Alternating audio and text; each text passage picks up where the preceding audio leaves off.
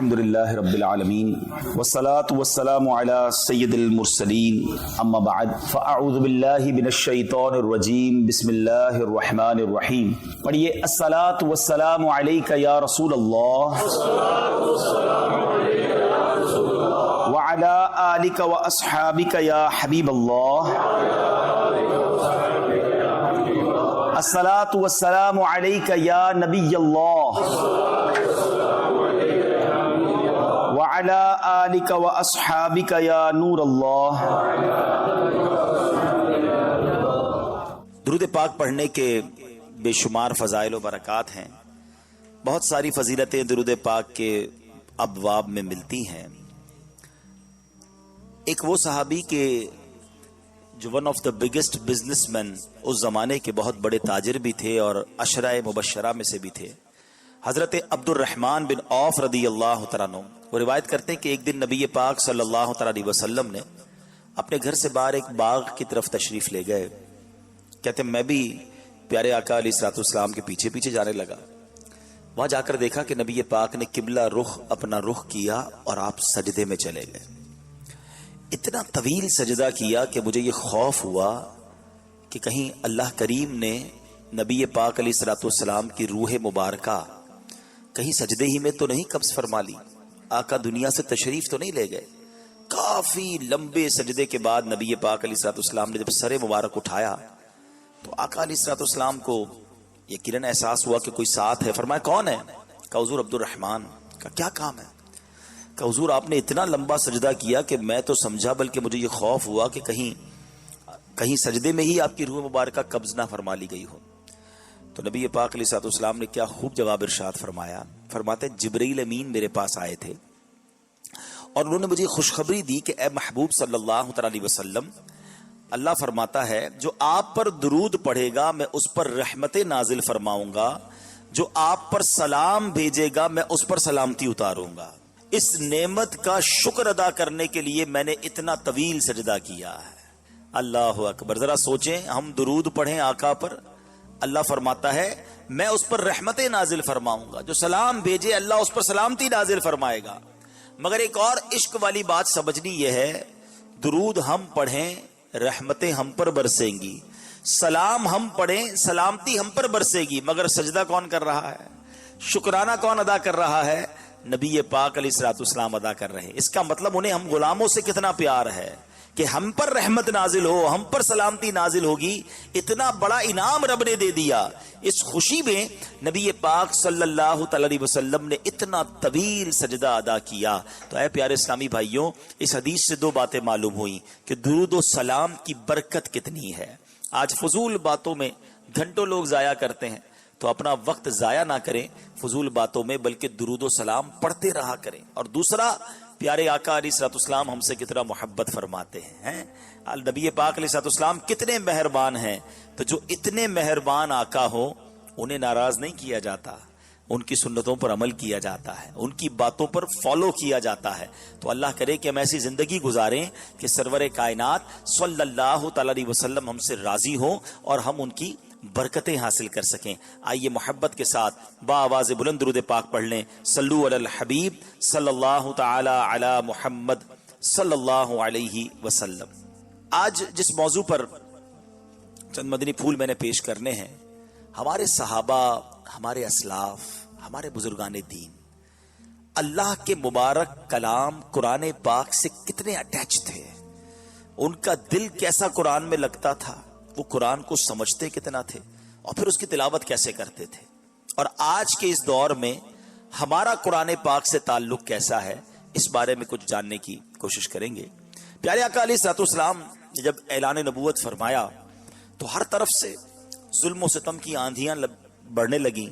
مسلمانوں کو جینا مشکل کر دیا گیا، جو اسلام لاتا اس کو مارنا شروع کر دیتے. ذرا سوچیں، ہم مسلمان ہیں اور آج اجتماع کر رہے ہیں، ہمیں کوئی پرابلم نہیں اللہ رسول کا نام لینے پر، مگر ایک وقت وہ تھا جب رب کا نام لینے پر مارا جاتا تھا، جب کلمہ پڑھنے پر لہو لہان کر دیا جاتا تھا. تو اس مشکل دور میں نبی پاک نے صحابہ کو حبشہ کی طرف ہجرت کرنے کی اجازت عطا فرمائی. حبشہ کہاں ہے آج کے دور میں؟ حبشہ دنیا کے نقشے پہ دیکھیں تو حبشہ نام کا کوئی ملک تو نظر نہیں آتا. تو ایکچولی جو حبشہ ہے وہ ایتھوپیا ہے. ایتھیوپیا جو ہے وہ اس زمانے میں حبشہ تھا جو افریقہ کا ملک ہے، اور مسلمانوں نے جو سب سے پہلی ہجرت کی تھی وہ حبشہ کی جانب کی تھی، اور حبشہ ہی وہی جگہ ہے کہ جہاں سے حضرت بلال حبشی بھی آئے تھے، اور یہی وہ جگہ ہے جہاں وہ نجاشی بادشاہ بھی تھا۔ اچھا، اب ہوا یہ کہ جب حبشہ میں نجاشی بادشاہ کی حکومت تھی، اور نجاشی جو بادشاہ تھا رحمت اللہ تعالی، اس نے صحابہ کرام کو اپنے دربار میں بلایا، اور وہاں ہوا یہ کہ جب صحابہ پہنچ گئے نا تو ان کفار مکہ کو چین نہیں آ رہا تھا کہ یہ ہمارے چنگل سے نکل گئے، ہم تو ان کو مارنا چاہتے تھے، یہ افریقہ پہنچ گئے۔ تو وہ ظالم وہ بھی افریقہ پہنچے، وہ بھی حبشہ پہنچے، اور نجاشی بادشاہ سے کہتے ہیں کہ ہمارے کچھ مہمان، ہمارے کچھ مجرم تمہارے پاس آ گئے، بھاگ کر آگے واپس کرو۔ تو نجاشی بادشاہ نے کہا اچھا ایسا ہے، تو مسلمانوں کو بھی بلایا۔ اب اسی دربار میں کفار مکہ بھی موجود ہیں، دشمنان اسلام بھی موجود ہیں، اور نجاشی بادشاہ بھی موجود ہے۔ اب مسلمان آ گئے۔ اب نجاشی بادشاہ نے کہا کہ تمہارا پیغام کیا ہے، تم نے ایسا کیا کیا جس کی وجہ سے یہ کفار مکہ تمہارے خلاف ہیں؟ تو نجاشی بادشاہ سے صحابہ نے کہا ہم آپ کو قرآن پڑھ کر سناتے ہیں، ہم اللہ کا کلام آپ کو پڑھ کر سناتے ہیں۔ چنانچہ حضرت جعفر رضی اللہ تعالیٰ عنہ نے نجاشی بادشاہ کے سامنے سورہ مریم کی تلاوت فرمائی، اور کیا کمال کی صورت آپ نے چوز کی، کیونکہ وہ اس وقت عیسائی تھا، وہ عیسائی مذہب کو ماننے والے تھے۔ تو حضرت عیسیٰ علیہ السلام کے بارے میں اسلام کیا کہتا ہے اور کیا اسلام کی تعلیمات ہیں، وہ حضرت جعفر نے ان کے سامنے تلاوت کی۔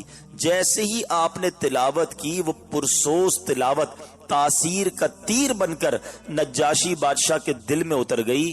آپ تلاوت کرتے جاتے تھے، وہ پھوٹ پھوٹ کر روتا جا رہا تھا، اور اس نے جملہ کہا کہ قرآن اور جو انجیل ہے یہ ایک ہی نور کے دو چراغ ہیں، ایک ہی نور کی ہدایت ہے، اور یہ ہمیں وہی رب کی طرف بلانے والے کلام ہیں۔ اس واقعے کے بعد نجاشی بادشاہ نے اپنا ایک وفد بھیجا نبی پاک علیہ السلام کی بارگاہ میں۔ اس وفد میں 70 افراد تھے۔ یہ لوگ جب نبی پاک کے پاس پہنچے تو اب سرور کائنات علیہ السلام نے ان کے سامنے یاسین شریف کی تلاوت شروع کر دی، اور جب انہوں نے یاسین شریف سنی تو اللہ کا پاکیزہ کلام سن کر یہ سارے لوگ بھی زاروں کے تار رونے لگے۔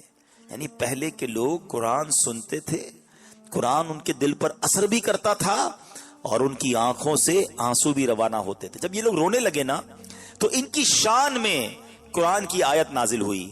اللہ قرآن میں فرماتا ہے وَإِذَا سَمِعُوا مَا أُنزِلَ إِلَى الرَّسُولِ تَرَىٰ أَعْيُنَهُمْ تَفِيضُ مِنَ الدَّمْعِ مِمَّا عَرَفُوا مِنَ الْحَقِّ يَقُولُونَ رَبَّنَا آمَنَّا فَاكْتُبْنَا مَعَ الشَّاهِدِينَ۔ اللہ فرماتا ہے جب یہ سنتے ہیں وہ جو رسول کی طرف نازل کیا گیا تو تم دیکھو گے کہ ان کی آنکھیں آنسو سے ابل پڑتی ہیں، اس لیے کہ وہ حق کو پہچان گئے۔ کہتے ہیں کہ اے ہمارے رب، ہم ایمان لائے، پس تو ہمیں حق کے گواہوں کے ساتھ لکھ دے۔ یعنی کیسے لوگ تھے کہ جب قرآن سنتے تھے تو ان کی آنکھوں سے آنسو نکلتے تھے۔ یاد رہے کہ تلاوت قرآن پڑھنا، کرنا اور اس وقت آنسو بہانا یہ سعادت مندوں کا طریقہ ہے۔ اللہ کریم قرآن مجید میں ایک اور جگہ ارشاد فرماتا ہے اللہ نزل احسن الحدیث کتابا متشابہا مثانی تقشعر منہ جلود الذین یخشون ربہم ثم تلین جلودہم وقلوبہم الی ذکر اللہ۔ اللہ قرآن میں فرماتا ہے اللہ نے سب سے اچھی کتاب اتاری کہ ساری ایک جیسی ہے، بار بار دہرائی جاتی ہے، اس سے ان لوگوں کے بدن پر بال کھڑے ہو جاتے ہیں، ان لوگوں کے بدن پر بال کھڑے ہوتے ہیں جو اپنے رب سے ڈرتے ہیں، پھر ان کی کھالیں اور دل اللہ کی یاد کی طرف نرم پڑ جاتے ہیں۔ حضرت اسماء رضی اللہ تعالی عنہا فرماتی ہے صحابہ کرام کی حالت یہ تھی کہ جب ان کے سامنے قرآن تلاوت کیا جاتا تو ان کی آنکھوں سے آنسو جاری ہو جاتے، ان کے رونگٹے کھڑے ہو جایا کرتے تھے۔ یہ ہے قرآن سننے کا صحیح طریقہ، یہ ہے قرآن سے محبت کا انداز کہ آنکھوں سے آنسو بہیں اور جسم پر ایک کیفیت طاری ہو جائے، کیونکہ ایکچولی کبھی سمجھا آپ نے کہ تلاوت یہ قرآن ہے کیا، یہ کس کا کلام ہے؟ مولا علی شیر خدا کرم اللہ تعالی وجہ الکریم سے پوچھے کہ قرآن کیا ہے، وہ کہتے ہیں جب میرا جی چاہتا ہے کہ اللہ مجھ سے بات کرے، اللہ مجھ سے کلام کرے تو میں تلاوت کرنا شروع کر دیتا ہوں۔ قرآن کلام اللہ ہے نا، اور جب میرا جی چاہتا ہے میں رب سے بات کروں میں دعا کرنا شروع کر دیتا ہوں۔ ذرا سوچو، اللہ سے بات کرنا کتنا آسان ہے. آج دنیا والوں سے بات کرنا آسان نہیں ہے. کسی بہت بڑے آدمی, وڈیرے, سائیں, منسٹر, بزنس مین سے ملنا ہو تو ٹائم لینا پڑتا ہے, اپوائنٹمنٹ لینا پڑتا ہے. مگر اگر اللہ سے بات کرنی ہے, تلاوت کرو, اللہ تم سے بات کر رہا ہے. دعا کرو, تم رب سے بات کر رہے ہو, مگر اس کے لیے ٹائم ہی نہیں ہے کسی کے پاس. سب سے بات کرنے کا ٹائم ہے, رب سے بات کرنے کا ٹائم نہیں ہے. سب کے پاس جانا ہے مگر رب کے پاس نہیں جانا ہے. قرآن پڑھنے کا شوق ہی نہیں ہے. اول تو پہلے قرآن پڑھنا نہیں آتا, آئے تو پھر اس کیفیت میں کہاں سے پڑھیں. اور یہ کیفیت کب بنے گی؟ جب قرآن کو ہم اچھے انداز سے پڑھنے والے بنیں گے. اور نبی پاک خود بھی صحابہ کو ترغیب دیا کرتے کہ قرآن پڑھو تو سمجھو اور پھر اس پر آنسو بھی بہاؤ. ایک بار نبی پاک علیہ الصلوۃ والسلام نے, حضرت جریر بن عبداللہ راوی ہیں, کہتے ہیں نبی پاک نے صحابہ کرام کے سامنے فرمایا کہ میں تمہارے سامنے سورہ تکاثر کی تلاوت کرتا ہوں. کون سی سورت؟ الہاکم التکاثر حتی زرتم المقابر. صرف یہ 2 آیتیں سمجھ لینا, صرف 2 آیتیں. کاش یہ 2 باتیں ہم سمجھ لیں. کیا ہے ان 2 آیتوں میں؟ قرآن کہتا ہے الہاکم التکاثر, تمہیں ہلاک کر دیا مال کی زیادہ طلبی نے, اور تکاثر, اور کثرت, اور چاہیے, اور چاہیے. اینڈ آف دا ڈے ہوتا کیا ہے؟ حتی زرتم المقابر, یہاں تک کہ تم نے قبروں کا منہ دیکھا.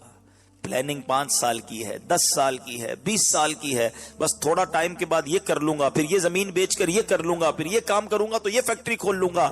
اگلے 15 سال کی تمہاری پلاننگ ہے, وہ پلاننگ ادھر ہی رہ گئی.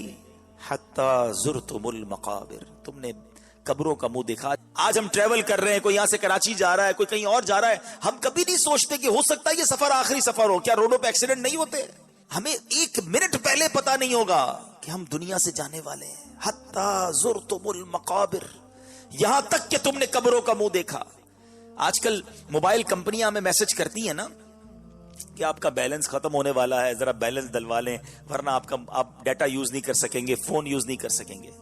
مگر زندگی میں کوئی میسج نہیں آئے گا کہ جناب آج آخری دن ہے, توبہ کر لیں, 3 دن رہ گئے, قضا کر لیجئے, اللہ کو راضی کر لیجئے, ٹوڈے از لاسٹ ڈے, اب صرف 6 گھنٹے رہ گئے, آخری لمحات ہے. نو, پتہ ہی نہیں ہوتا.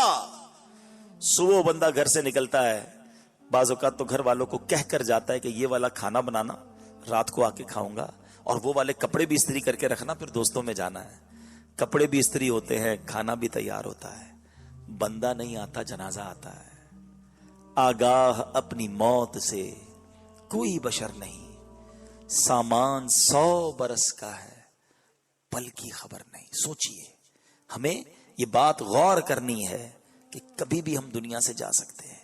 پیارے آقا علیہ الصلوۃ والسلام نے کیا کہا صحابہ سے کہ میں تمہارے سامنے یہ سورت کی تلاوت کر رہا ہوں, اور آقا فرما رہے کہ جو تم میں سے روئے گا وہ جنت میں داخل ہوگا. اب نبی پاک نے صحابہ کے سامنے سورہ تکاثر تلاوت کی. حضرت جریر کہتے ہیں کچھ تو روئے, کچھ نہیں روک سکے. جو نہیں رو سکے انہوں نے عرض کی یا رسول اللہ صلی اللہ علیہ وسلم, ہم نے رونے کی کوشش تو کی مگر رو نہیں سکے. پیارے آقا نے فرمایا میں تمہارے سامنے دوبارہ پڑھتا ہوں, جو روئے گا اس کے لیے جنت ہے, جو نہ رو سکے وہ رونے جیسی صورت ہی بنا لے. 2 باتیں پتہ چلی, سمجھ کر قرآن پڑھنا, قرآن کے پیغام کو انڈرسٹینڈ کرنا, بینگ اے مسلم, ایک مسلمان ہونے کی حیثیت سے کتنا ضروری ہے. اور پھر دوسرا, قرآن کے اس اثر کو دل میں اتارنا. مگر یہاں تو حال یہ ہے کہ پورا سال گزر جاتا ہے, قرآن کو ہاتھ ہی نہیں لگاتے.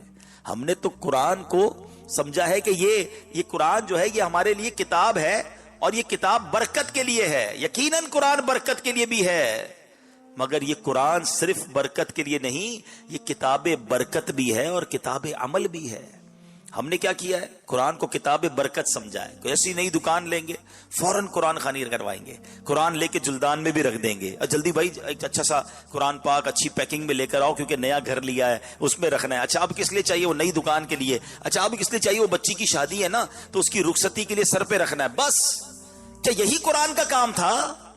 افسوس یہ ہوتا ہے کہ برکت میں بھی اب پتہ ہی کیا کرتے ہیں, جس کے گھر میں قرآن خوانی ہے نا پھر بھی اس نے قرآن نہیں پڑھنا ہے, بچوں سے, مدرسے کے بچوں سے قرآن پڑھانا ہے, خود بریانی تیار کروا رہا ہوگا. ارے بھائی تمہارے گھر میں قرآن خوانی خود تو پڑھ لو, آپ کی دکان پر قرآن خوانی ہو رہی, کم از کم یہاں تو وہ بھی نہیں پڑھنا ہے. آپ بتائیں اتنا دور قرآن سے رہ کر ہم کیسے کامیاب ہوں گے؟ اللہ کے کلام سے دور رہنا اچھا نہیں ہے. نبی پاک علیہ الصلوۃ والسلام فرماتے ہیں وہ دل ویران ہے جس میں کچھ قرآن نہیں ہے. اپنے آپ سے پوچھیں کہ ہم کتنا قرآن سے اٹیچ ہیں، کتنا پڑھتے ہیں قرآن اور کتنا سمجھتے ہیں. ہمارے اسلاف قرآن کیسا پڑھتے تھے، آئے ہائے، اور کیسے اس سے برکتیں لوٹتے تھے. قرآن پتہ ہی کیا ہے؟ سنو، اللہ سورہ ابراہیم آیت نمبر 1 میں فرماتا ہے کتاب انزلناہ الیک لتخرج الناس من الظلمات الی النور. اللہ فرماتے ایک کتاب ہے کہ ہم نے تمہاری طرف اتاری کہ تم لوگوں کو اندھیریوں سے اجالے میں لاؤ. سرکار کو کیا فرما رہا ہے اللہ؟ اے محبوب، ہم نے کتاب اس لیے اتاری ہے کہ تم اس کے ذریعے لوگوں کو اندھیروں سے اجالے کی طرف لاؤ. لتخرج الناس من الظلمات الی النور. اور آپ کو پتا اندھیرا کیسا تھا جب قرآن نازل ہوا؟ ان لوگوں کا حال کیا تھا؟ اللہ اکبر، کیسے اندھیرے تھے. عقائد کے اندھیرے تھے، نظریات کے اندھیرے تھے، اخلاق و کردار کے اندھیرے تھے، کفر و شرک کا اندھیرا دنیا میں پھیلا ہوا تھا. انسان جو اشرف المخلوقات ہے اپنے ہی ہاتھوں سے بنائی ہوئی چیزوں کو خدا ماننے لگ گیا تھا. کوئی سورج کو سجدہ کرتا، کوئی درختوں کو سجدہ کرتا، کوئی جناب بے حیائی کتنی عام تھی کہ لوگ اپنی سگی ماں سے نکاح کو جائز قرار دیتے تھے. استغفر اللہ، حال یہ تھا کہ اپنی بیٹیوں کو زندہ دفن کر دیا جاتا تھا. قتل و غارت گری سے پوری دنیا اندھیر تھی. اور اب نبی پاک تشریف لائے اور اجالا پھیلانا شروع کیا. وہ لوگ جو جناب لوگوں کو قتل کرتے تھے آج لوگوں کے محافظ بن گئے. وہ لوگ جو بیٹیوں کو دفن کرتے تھے وہ بیٹیوں کے محافظ بن گئے. وہ لوگ جو عزتیں لوگوں کی اتار لیتے تھے اب عزتوں کے محافظ بنے. نبی پاک نے قرآن پڑھ کر صحابہ کرام کے دلوں میں ایسا نور داخل کیا کہ جو اسلام کے ماننے والوں کو قتل کرنے کے لیے آتے تھے اب اسلام کے لیے جان دینے والے بن گئے. جو نبی پاک کو گرفتار کرنے آتے تھے آقا کا جلوہ جانا دیکھتے، تلاوت قرآن سنتے، خود نبی پاک کے عشق میں گرفتار ہو جاتے. سرور کائنات نے نور پھیلانا شروع کیا، قرآن کے نور سے دلوں کو منور کرنا شروع کیا. سبحان اللہ. اب پیارے اسلامی بھائیوں غور کیجئے آج کیا حال ہے. وہ نور اس زمانے میں تو پیارے آقا نے پھیلایا. کیسا پھیلایا؟ ڈاکٹر اقبال کہتے ہیں نا، وہ دانہ سبل ختم الرسل مولائے کل، جس نے غبار راہ کو بخشا فروغ وادی سینا. میرے آقا نے تو جس کو کہتے ہیں نا اندھیرے سے اجالا کر دیا. مبارک ہو وہ شاہ پردے سے باہر آنے والا ہے، گدائی کو زمانہ جس کے در پر آنے والا ہے. سرور کائنات تو کیا ہے، ہر طرف گویا نور پھیلنا شروع ہوا. آپ سوچے نا اس اندھیرے میں اس جاہل قوم میں تبلیغ کرنا کتنا مشکل تھا جو خون کے پیاسے تھے، مگر جب یہ ایمان والے بنے اور نبی پاک کے ساتھی بنے تو وہ روشن ستارے بنے جس کے بارے میں نبی پاک فرماتے اصحابی کالنجوم فبأیہم اقتدیتم اہتدیتم. میرے صحابہ ستاروں کی مانند ہیں، جس کی بھی اقتدا کرو گے ہدایت پا جاؤ گے. 1,24,000 صحابہ کرام کا ایک لشکر میرے آقا اس امت کی رہنمائی کے لیے چھوڑ کر گئے اور ایسی تربیت فرمائی کہ آج دنیا کا کون سا کونا ہے جہاں مسلمان نہیں. بتایا جاتا ہے دنیا میں 200 کروڑ کے قریب مسلمان ہیں. یہ کیسے ہوا؟ یہ وہ تربیت تھی نبی پاک کی، یہ وہ نور تھا جو میرے آقا نے قرآن پڑھ کر صحابہ کی تربیت کی. صحابہ لے کر پوری دنیا میں گئے، اولیاء کرام نے یہ پیغام لیا اور آگے بڑھے. مگر آج ایسا لگتا ہے کہ قرآن سے دور ہو کر پھر ظلمتیں بڑھ رہی ہیں، پھر اندھیرے بڑھ رہے ہیں، پھر بدکاریاں بڑھ رہی ہیں، پھر دین سے دوری بڑھ رہی ہے. لوگ کہتے ہیں یار کفار بڑے آگے بڑھ گئے. جس کو دیکھو یہی بات کرتا ہے، دیکھو یار ترقی ان کی کتنی ہے، ان کے پاس کتنی جناب جو ہے وہ ہر طرف سے ان کے پاس آسانیاں ہیں. ایکچولی ہماری بھول ہے. ترقی کے سارے اسباب ہمارے پاس ہیں، ہم اس کو بروئی کاری نہیں لا رہے. ایک ایگزامپل کے ذریعے کسی بندے کے پاس گاڑی ہو اور وہ اس کو 40 کی رفتار سے چلا رہا ہے اور ایک موٹر سائیکل والا برابر سے گزرے اور 80 کی رفتار سے نکل جائے تو کوئی یہ کہے گا کہ یار موٹر سائیکل والے تو آگے بڑھ گئے، اس کے پاس زیادہ ترقی ہے. ترقی تو اسی کے پاس تھی، اس کو گاڑی چلانے نہیں آ رہی، یہ سپیڈ ہی نہیں دے رہا. تو موٹر سائیکل والا آگے بڑھ گیا تو اس کا مطلب یہ نہیں کہ موٹر سائیکل والے کے پاس ترقی کے پاس چیزیں تھی، اس کے پاس تو موٹر سائیکل ہے، تمہارے پاس گاڑی ہے.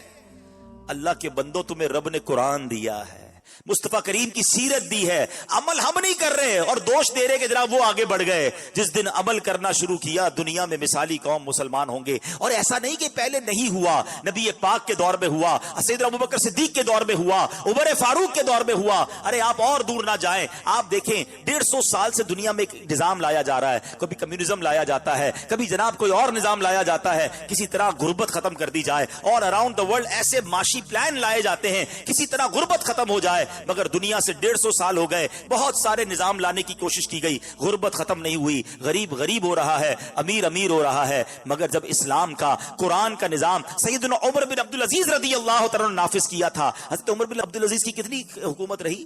only 30 months، 2.5 سال، مگر 2.5 سال میں آپ نے قرآن کا ایسا نظام نافذ کیا، اسلام کا ایسا نظام نافذ کیا کہ 2.5 سال کے اندر یہ حال ہو گیا تھا کہ لوگ زکوٰۃ لے کر گھومتے تھے، زکوٰۃ لینے والا کوئی نہیں تھا۔ حضرت عمر بن عبدالعزیز کو خط لکھتے تھے گورنر کہ حضور زکوٰۃ جمع ہو گئی ہے، مگر ہمارے شہر میں کوئی غریب نہیں مل رہا جس کو ہم زکوٰۃ دے دیں، اور واللہ آج بھی یہ نظام آ سکتا ہے۔ جو لوگ جانتے ہیں نا، تاجر میری بات کو ایگری کریں گے کہ اللہ نے کچھ لوگوں کو اتنا مال دیا ہے، اتنی زمینیں ہیں، اتنی فصلیں ہیں کہ اگر پاکستان کے اندر سب لوگ پوری زکوٰۃ دے دینا جتنی بنتی ہے تو ایک بھی غریب باقی نہیں بچے گا۔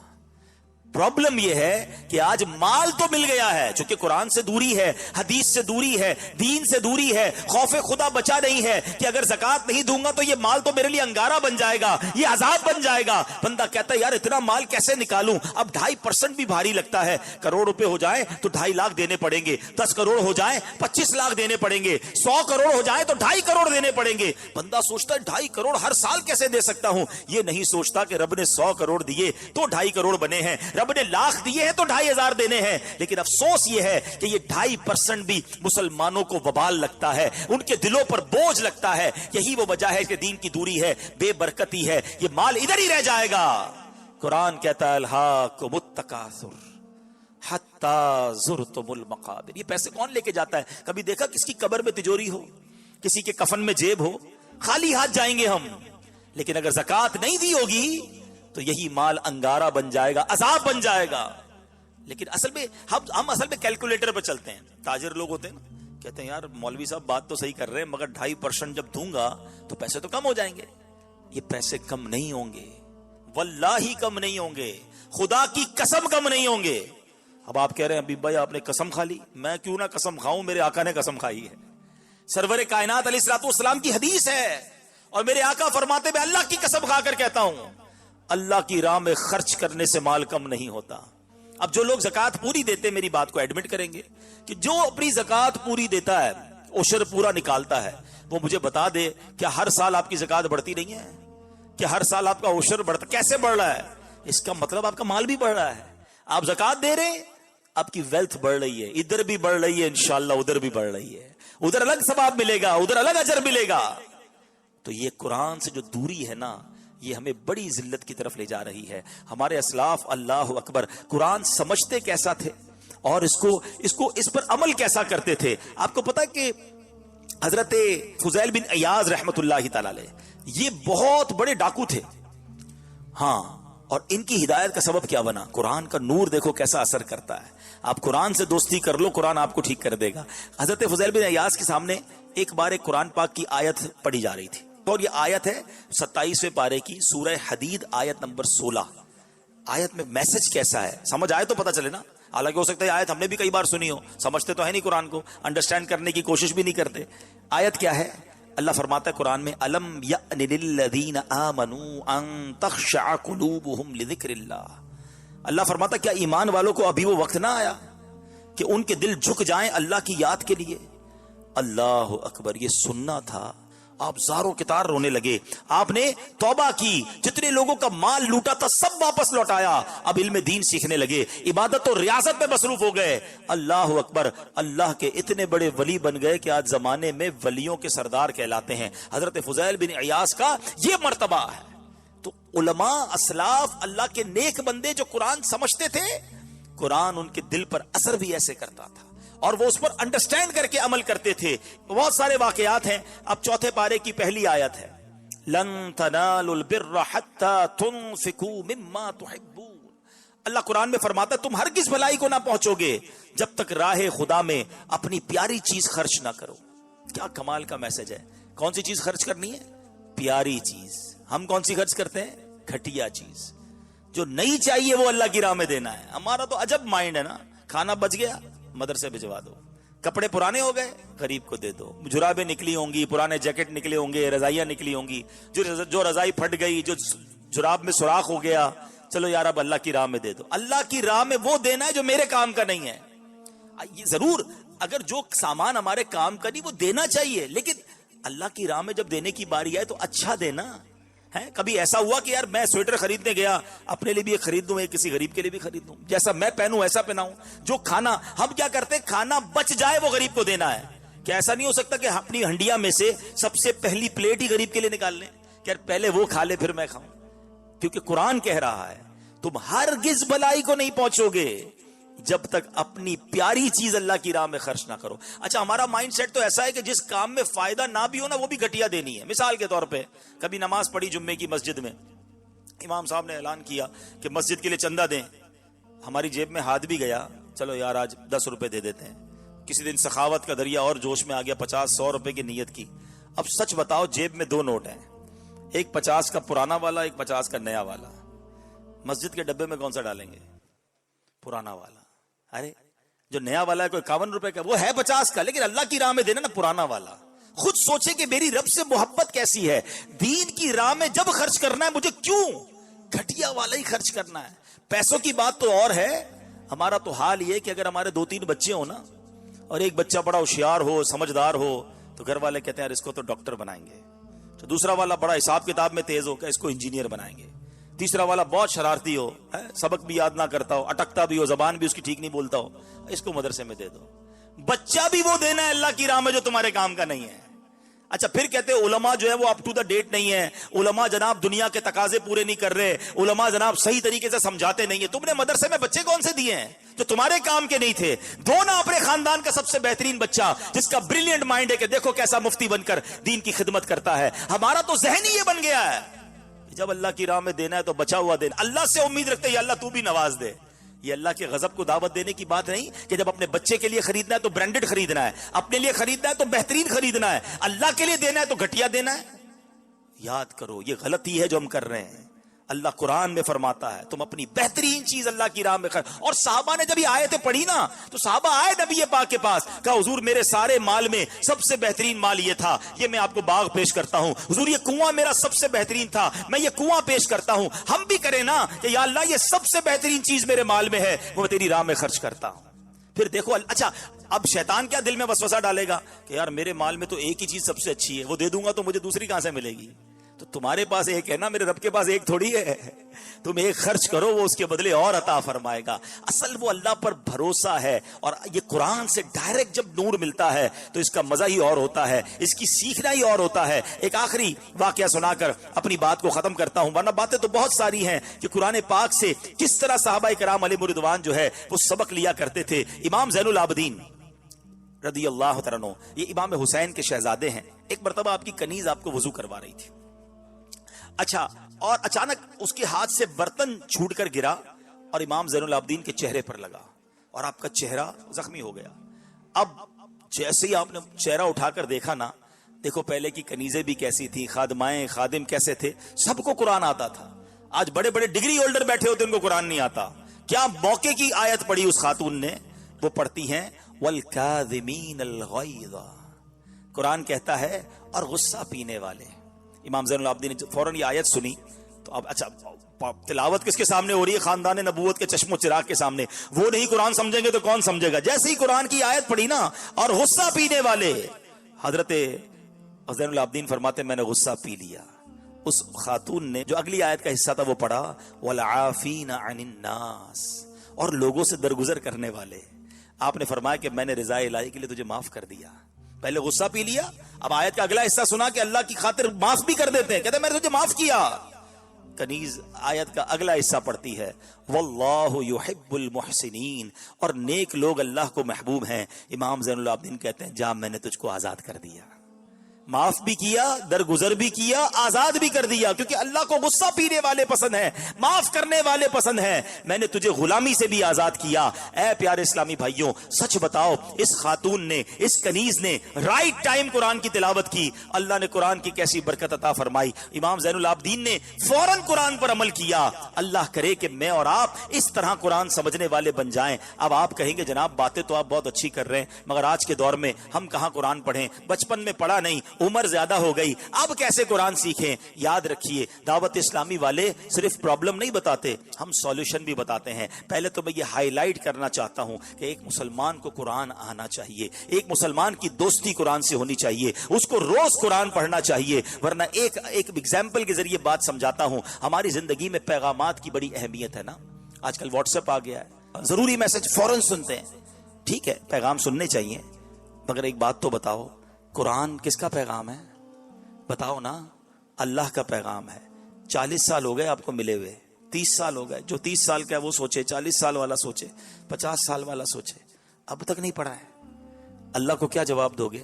یا اللہ ٹائم نہیں ملا قرآن پڑھنے کا۔ مل تو گیا تھا، میں نے اپنی دکان پہ بھی رکھا تھا، یا اللہ میرے گھر پہ بھی قرآن تھا، ہاں میں نے قرآن خوانی بھی کرائی تھی، پڑھنے کا ٹائم نہیں ملا، تیرا پیغام سمجھنے کا ٹائم نہیں ملا۔ سچ بتاؤ یہ جواب چلے گا؟ اپنے دل سے پوچھو، نہیں چلے گا۔ تو پلیز مرنے سے پہلے قرآن پڑھیں، سمجھیں اور عمل کریں۔ دعوت اسلامی آپ کو سولوشن دے رہی ہے، حل دے رہی ہے۔ الحمدللہ ہم نے پوری دنیا میں، اچھا یہ سولوشن یا یہ حل پوری دنیا میں آپ کو کہیں اور ملے گا بھی نہیں۔ بچوں کے مدرسے آپ نے سنے ہوں گے، بڑوں کے مدرسے نہیں ہوتے، مگر دعوت اسلامی نے ایک یونیک کام کیا کہ مدرسۃ المدینہ بالغان بنا ہے، اور ہزاروں ہزار کی تعداد، ہر دوسری مسجد میں آپ کو مدرسہ مل جائے گا دعوت اسلامی کا، جو بڑوں کے لیے ہوگا، بچوں کے لیے نہیں۔ اور وہ کب ہوگا؟ مغرب کے بعد۔ اب شام میں آئیں، 15 منٹ کے لیے آ جائے، 20 منٹ کے لیے آ جائے، استاد صاحب کے سامنے اپنا تلفظ ٹھیک کرے، اپنے مخارج ٹھیک کرے اور قرآن پڑھنا شروع کر دیں۔ انشاءاللہ جب آپ قرآن پڑھنے لگیں گے، اور اب تو ماشاءاللہ ہم نے اردو ترجمہ آسان، پھر اردو تفسیر صراط الجنان، اس کی اپلیکیشن الگ بنا دی، ڈاؤن لوڈ فیسلٹی میں فری ڈاؤن لوڈ الگ دے دیا کہ پیسے خرچ نہیں کرنے بھائی، بوٹی اور بہت ساری چیزیں خرید لیں گے، نہیں خریدیں گے تو قرآن اور تفسیر نہیں خریدیں گے، چلو بھائی فری میں موبائل میں ڈاؤن لوڈ کر لو، فری میں اپلیکیشن ڈال لو۔ اب تو الحمدللہ ہم آڈیو تفسیر قرآن بھی دے رہے ہیں، کہ کچھ لوگ کہتے ہیں میں پڑھنا نہیں آتا، چلو ان کا بھی بہانہ ختم ہو جائے، سننا تو آتا ہے، سننا شروع کر دو، آپ کو آڈیو میں تفسیر قرآن دے رہے ہیں۔ پھر بھی قرآن سے دور رہیں تو پھر یہ کس کا قصور ہے؟ اور پھر کچھ لوگ یہ بھی کہتے ہیں یار ہمارے پاس ٹائم نہیں ہوتا، ہم جب آتے ہیں تو رات ہو جاتی ہے، مدرسہ تو بند ہو جاتا ہے۔ ہم نے ان کے لیے آن لائن قرآن پڑھانے کی فیسلٹی دے دی کہ فیضان آن لائن اکیڈمی بنا دی، اپنی مرضی کے ٹائم کے مطابق اپنے موبائل پر آپ آن لائن ہو جائے، قاری صاحب آپ کو قرآن پڑھا دیں گے۔ اگر پھر بھی قرآن نہیں پڑھنا ہے، پھر بھی قرآن نہیں سمجھنا ہے، تو قصور کس کا ہے؟ یاد رکھو وہ دل ویران ہے جس میں کچھ قرآن نہیں ہے۔